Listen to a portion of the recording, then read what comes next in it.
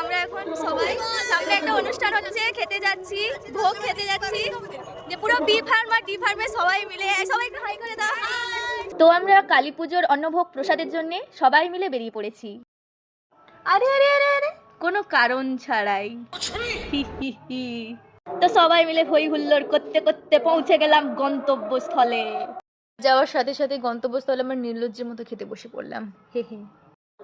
আরে কি হলো কি হলো কি ভাই কি হলো এটা? আরে হোস্টেলের মাসি না?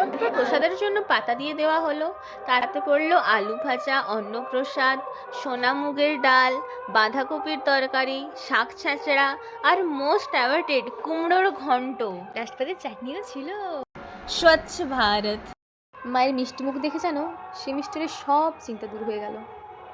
মা কালী সবার মঙ্গল করুক। চলো আবার ফিরে যাই হোস্টেলে। শোনা, একটা আইসক্রিম খাওয়া যায় না? আমরা কি দাঁড়িয়ে দেখবো? আজকের মতো ব্লগ এখানেই শেষ করলাম। Bye bye.